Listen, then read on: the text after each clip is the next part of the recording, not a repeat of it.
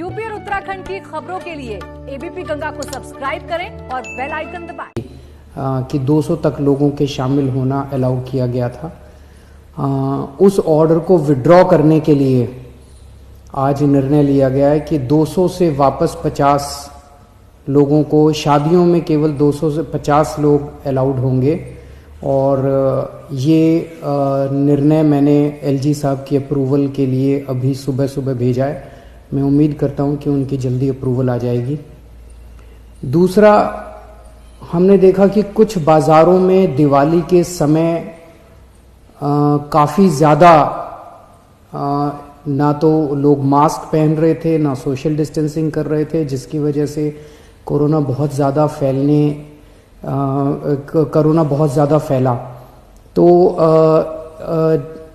एक प्रस्ताव केंद्र सरकार को भेजा जा रहा है कि केंद्र सरकार ने पिछली बार जो गाइडलाइंस जारी किए थे उसमें उन्होंने कहा था कि कोई भी राज्य सरकार अगर किसी भी लोकल लेवल पे, छोटे लेवल पे भी अगर कहीं कोई लॉकडाउन लगाना चाहती है तो उसे केंद्र सरकार की परमिशन लेनी पड़ेगी।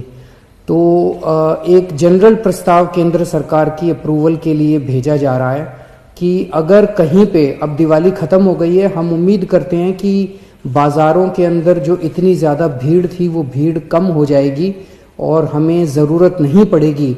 लेकिन अगर ज़रूरत पड़े और सारी कोशिशों के बावजूद भी अगर किसी बाज़ार में हम देखते हैं कि सोशल डिस्टेंसिंग और मास्क का पालन नहीं किया जा रहा और वो एरिया एक तरह से लोकल कोरोना हॉटस्पॉट बन सकता है, तो उस वहाँ पे बाज़ार को कुछ दिनों के लिए एहतियात के तौर पे बंद करने की इजाज़त दिल्ली सरकार को दी जाए। ऐसा प्रस्ताव अभी केंद्र सरकार को भेजा जा रहा है। इसके लिए भी मैंने एलजी साहब की परमिशन के लिए अभी लिख दिया है। हम सब लोग, आप देख रहे हैं कि किस तरह से सारी सरकारें मिलके कोरोना की स्थिति को काबू करने की कोशिश कर रही हैं। केंद्र सरकार का मैं खास तौर से शुक्रिया अदा करता हूं कि इस कठिन परिस्थिति में केंद्र सरकार ने दिल्ली वालों की मदद की है। और सबसे बड़ी मदद है कि जो उन्होंने 750 आईसीयू बेड्स और जल्द से जल्द बढ़ाने का उन्होंने आश्वासन दिया है। इससे सबसे ज़्यादा हमें लाभ होगा, क्योंकि इस वक्त बाकी सारी, मैं एसेस कर रहा था, बाकी सारी बेड्स अभी हैं, सफिशिएंट हैं। कुछ अस्पतालों में, जो सबसे बड़े बड़े प्राइवेट अस्पताल हैं, उन अस्पतालों को छोड़ दे तो अन्य कई सारे सरकारी अस्पतालों में भी हैं और कई सारे प्राइवेट अस्पतालों में भी बेड्स की स्थिति ठीक ठाक है। लेकिन आईसीयू बेड्स कम होते जा रहे थे, आईसीयू बेड्स की संख्या लगातार कम होती जा रही थी। और मैं इसके लिए केंद्र सरकार ने आगे बढ़ के मैंने एक हफ्ते पहले चिट्ठी भी लिखी थी केंद्र सरकार को कि हमें तुरंत आईसीयू बेड्स चाहिए, और केंद्र सरकार ने इसको सकारात्मक तौर पे हमारे को वो किया। इसके लिए मैं पर्टिकुलरली शुक्रिया अदा करता हूँ।